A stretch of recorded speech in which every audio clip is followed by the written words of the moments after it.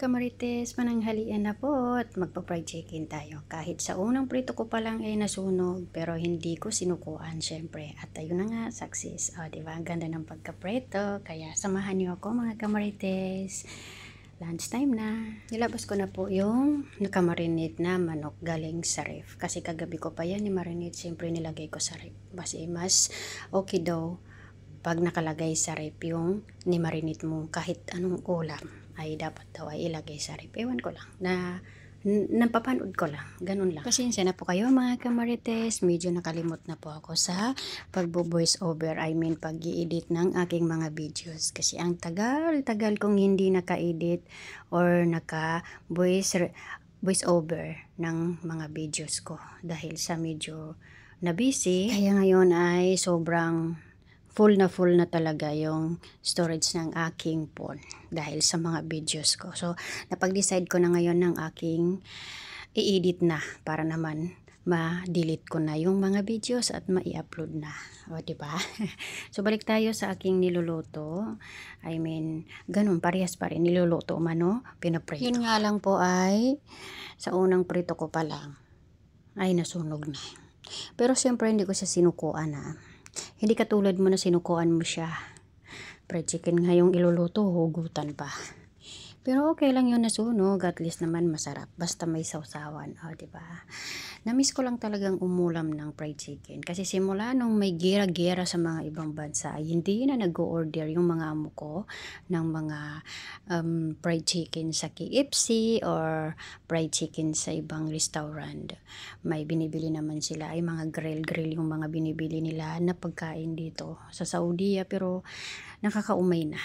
Kasi yun lagi rin ang aking niluluto dito na pagkain ng aking mga alaga. So ayun na nga, balik tayo sa piniprito ko. Yan yung pangalawang prito ko, o diba? Ganda ng pagka-golden niya. Ay, golden yan.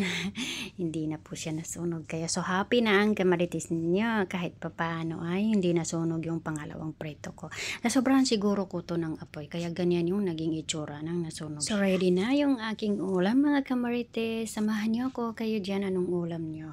Medyo malalaki yung pagka-slice ko sa aking manok kasi isang buo yan, tapos 4 na slice lang yung ginawa. At syempre hindi naman pwede na ako lang yung maglalunch. Nag-request yung pangalawa kong alaga na lutuan ko daw siya ng shrik, ang tawag nila dyan dito sa Arabic.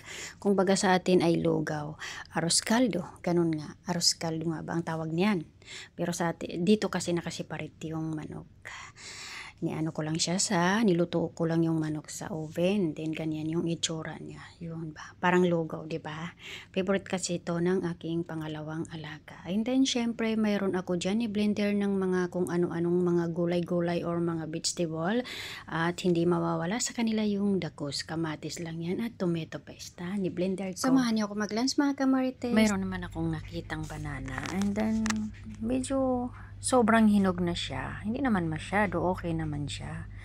Napag-isipan ko lang kasi gumawa ng aking pamerinda. Aking pamerinda lang to. Siyempre, dinala ko rin doon sa kabilang bahay. Nag-share din ako doon sa mga kasamahan ko. Siyempre, kahit hindi sila nasarapan or hindi nila nagustuhan, at least pinakita naman nila na kinain nila. Simpleng recipe ko lang to mga kamarites. Nabalatan ko na po yung 3 pirasong banana, and then naglagay din pala ako dyan ng isang itlog lang. Pinagsabay ko na sila. Siyempre, para madurog-durog din.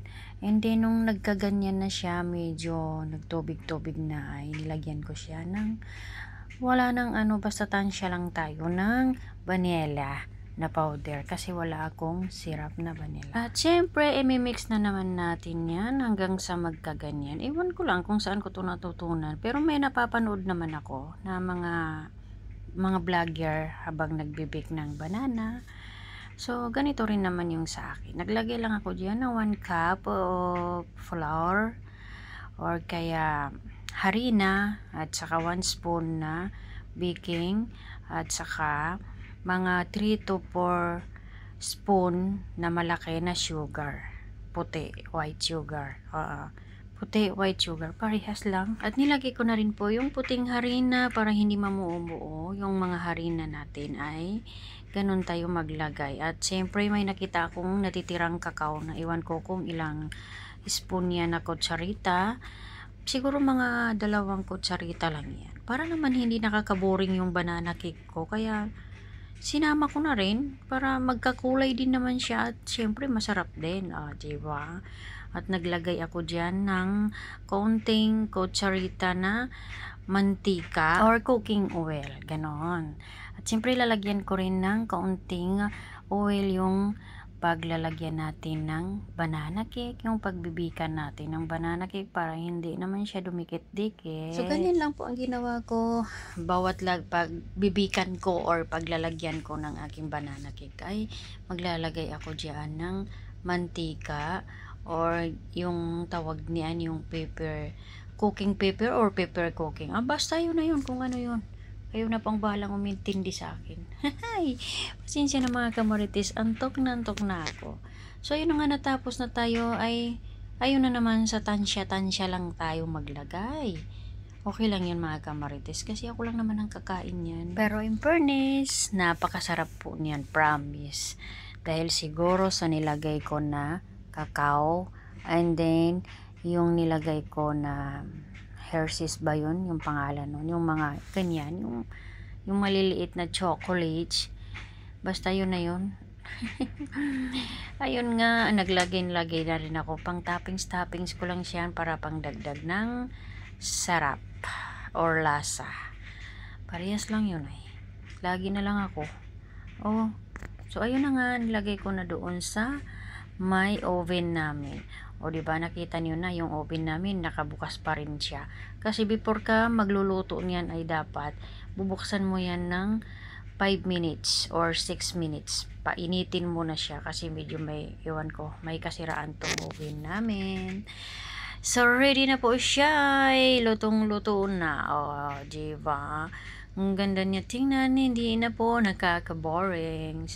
Ako lang yung naboboring sa boses ko talaga. Antok na talaga ako mga kamarites. Kaya yon, hiniwa ko lang siya para makita nyo. So, thank you for watching.